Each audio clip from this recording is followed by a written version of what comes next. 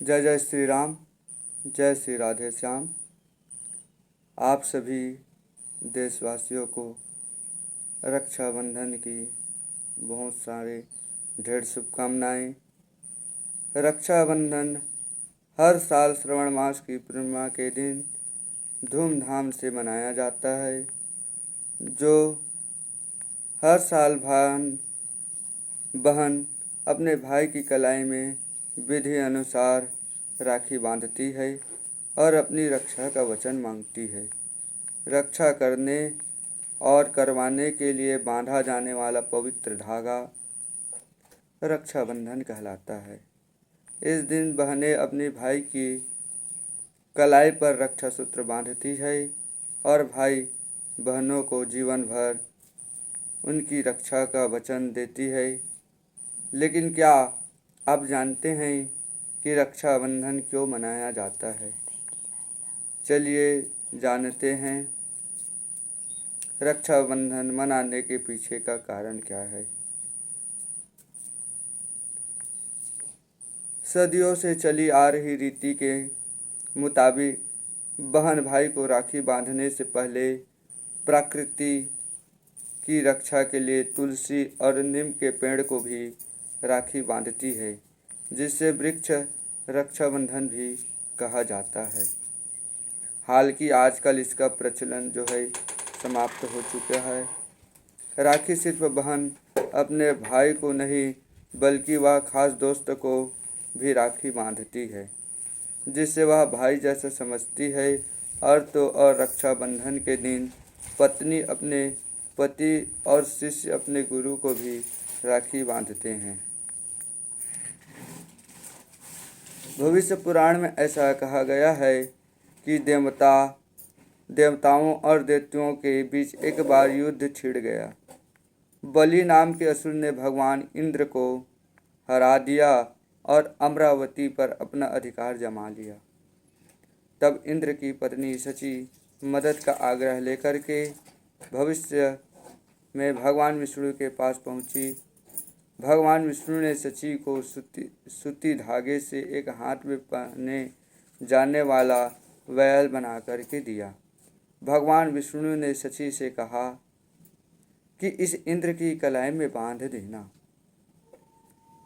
शची ने ऐसा ही किया और उन्होंने इंद्र की कलाई में वैल बांध दिया और सुरक्षा व सफलता की कामना की। इसके बाद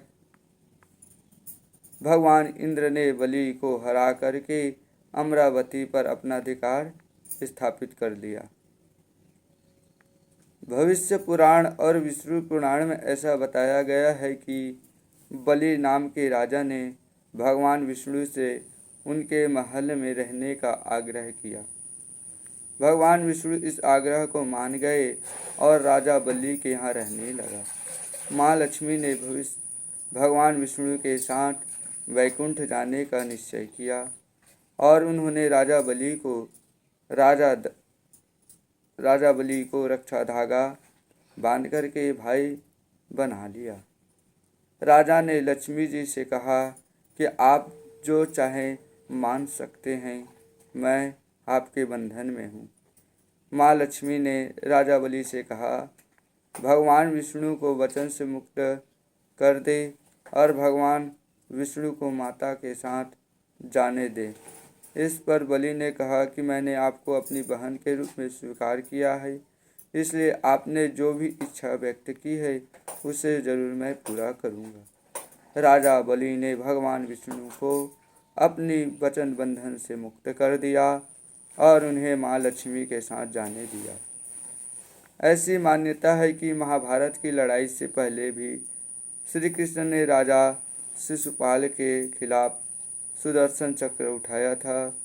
उसी दौरान उनके हाथ में चोट लग गई और खून बहने लगी। तभी द्रौपदी ने देखा और अपनी साड़ी में से टुकड़ा फाड़ करके श्री कृष्ण के हाथ पर बांध दिया। बदले में श्री कृष्ण ने द्रौपदी से कहा कि भविष्य में आने वाली हर मुसीबत में मैं तुम्हारी रक्षा और कसम को पूरा करूंगा, और जब चीरहरण का समय आया तो उसी समय कृष्ण जी जो है साड़ी के रूप में आकर के द्रौपदी की रक्षा किया था।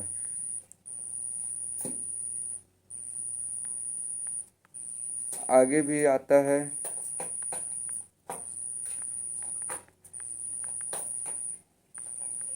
इस प्रकार जो है रक्षाबंधन का पर्व मनाया जाता है।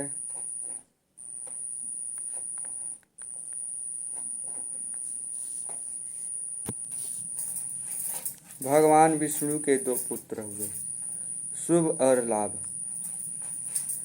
इन दोनों भाइयों को एक बहन की कमी खलती थी, क्यों कि बहन के बिना वे लोग रक्षा बंधन नहीं मना सकते थे।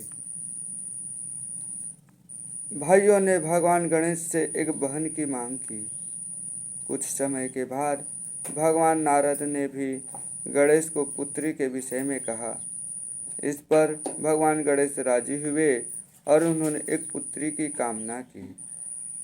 दो पत्नियों रिद्धि और सिद्धि की दिव्य ज्योति से माँ संतोषी का आविर्भाव हुआ। इसके बाद माँ संतोषी के साथ शुभ लाभ रक्षाबंधन मना सके। महाभारत युद्ध के समय द्रौपदी ने कृष्ण की रक्षा के लिए उनके हाथ में राखी बांधी थी। इस युद्ध के समय कुंती ने भी अपने पुत्र अभिमन्यु की कलाई में राखी का सुरक्षा कवच का राखी बांधी थी। एक अन्य पौराणिक कहानी के अनुसार मृत्यु के देवता यम जब अपनी बहन यमुना से 12 वर्ष तक मिलने नहीं गए तो यमुना दुखी हुई और माँ गंगा से इस बारे में बात की। गंगा ने यह सूचना यम तक पहुँचाई कि यमुना उनकी प्रतीक्षा कर रही है। इस पर यमुना से मिलने आए यम को देखकर कि यमुना बहुत खुश हुई और उनके लिए विभिन्न तरह के व्यंजन भी बनाए। यम को इससे बेहद खुशी हुई और उन्होंने यमुना से कहा कि वे मनचाहा वरदान मांग सकती है। इस पर यमुना ने से वरदान मांगना कि यम पुनः जल्दी अपनी बहन के पास आ जाओ। यम अपनी बहन के प्रेम में और स्नेह से गदगद हो गए और यमुना को अमर तत्व का वरदान दिया। भाई बहन के इस प्रेम को भी रक्षाबंधन के हवाले से याद किया जाता है। विश्व इतिहास में भी रक्षाबंधन बहुत महत्व रहा है। रक्षाबंधन संबंधित सिकंदर और राजा पुरुष एक महान ऐतिहासिक घटना के अनुसार जब 326 ईस्वी पूर्व में सिकंदर ने महाभारत में प्रवेश किया, सिकंदर की पत्नी रोस्टनात्मक ने राजा पोरस को एक राखी भेजी और उसे सिकंदर पर जानलेवा हमला न करने का वचन लिया। परंपरा के अनुसार कैकेय के राजा पोरस ने युद्ध भूमि में जब अपनी कलाई पर बंधी वह राखी देखी तो सिकंदर पर व्यक्तिगत हमले नहीं किए। एक अन्य और ऐतिहासिक गाथा के अनुसार रानी कर्णवती और मुगल शासक हुमायूं से संबंधित सन 1535 के आसपास इस घटना में जब चित्तौड़ की रानी को यह लगने लगा कि उनका साम्राज्य गुजरात के सुल्तान बहादुर शाह ने बचाई है तो हो सकता है तो उन्होंने हुमायूं जो कि पहले चित्तौड़ का दुश्मन था उनको भी राखी भेजी और एक बहन के नाते मदद मांगी। हालांकि इस बात से कई बड़े इतिहासकार इत्तेफाक नहीं रखते, जबकि कुछ लोग पहले की हिंदू मुस्लिम एकता की बात इस राखी वाली घटना के हवाले से करते हैं। भारत में जिस समय अंग्रेज अपनी सत्ता जमाए रखने के लिए डिवाइड एंड रूल की पॉलिसी अपना रहे थे, उस समय रविंद्रनाथ टैगोर ने लोगों में एकता के लिए रक्षाबंधन का पर्व मनाया। वर्ष 1905 में बंगाल की एकता को देखते हुए ब्रिटिश सरकार बंगाल को विभाजित तथा हिंदू और मुस्लिम सांप्रदायिक फुटडालों की कोशिश करती रही। इस समय बंगाल में और हिंदू मुस्लिम एकता बनाए रखने के लिए और देश भर में एकता का संदेश देने के लिए रविंद्रनाथ टैगोर ने रक्षाबंधन का पर्व मनाना शुरू किया। 18वीं सदी के दौरान सिख खालसा आर्मी के अरविंद सिंह ने राखी नामक एक प्रथा का आविर्भाव किया। जिसके अनुसार सिख किसान अपनी उपज का छोटा सा हिस्सा मुस्लिम आर्मी को देते थे और इसके एवज में मुस्लिम आर्मी उन पर आक्रमण नहीं करते थे।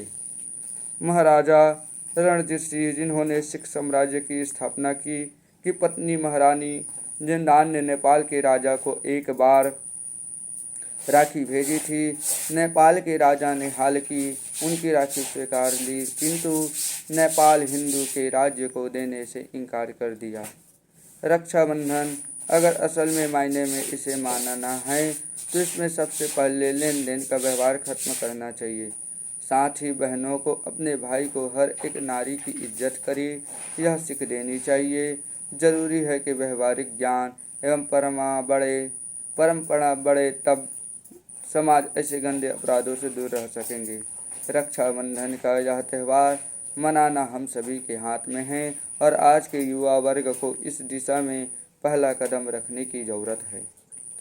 इसे एक व्यापार न बनाकर के एक त्यौहार की ही रहने दे। ज़रूरत के मुताबिक अपनी बहन की मदद करना सही है, लेकिन बहन को भी सोचने की ज़रूरत है कि गिफ्ट या पैसे पर ही प्यार न टिका है। जब यह त्यौहार इन सब के ऊपर आएगा तो इनकी सुंदरता और भी अधिक निखर जाएगी। कई जगह पर पत्नी अपने पति को भी राखी बांधती है, पति अपनी पत्नी को रक्षा का वचन देता है। सही मायने में यह त्यौहार नारी प्रति रक्षा की भावना को बढ़ाने के लिए मनाया गया है। समाज में नारी की स्थिति बहुत गंभीर है, क्योंकि यह त्यौहार अपने मूल अस्तित्व से दूर हटता जा रहा है। ज़रूरत है इस त्यौहार के सही मायने को समझे एवं अपने आसपास के सभी लोगों को समझाएं। अपने बच्चों को इस लेन देन से हटाकर इस त्यौहार की परंपरा समझाएं, तब ही आगे जाकर के यह त्यौहार अपने ऐतिहासिक मूल्य को प्राप्त कर सकेगा। त्योहारों के इस देश में रक्षाबंधन भाई बहन के प्रेम का त्यौहार है, जो सदियों से मनाया जा रहा है। रक्षाबंधन श्रावण मास की पूर्णिमा तिथि को मनाया जाता है। इसमें बहन अपने भाई को राखी बांधती है और भाई उसकी रक्षा का वचन देता है और बहन भाई को लंबी उम्र की कामना करती है। प्रेम और सौहार्द का यह पवित्र रिश्ता इस पवित्र बंधन को और भी अधिक मजबूत बनाता है। इस प्रकार आप सभी युवा वर्ग, देश के सभी लोगों को इस पावन पर्व नारी सम्मान रक्षा के लिए सुरक्षा का वचन देते हुए यह पर्व अति उल्लास के साथ मनाना चाहिए।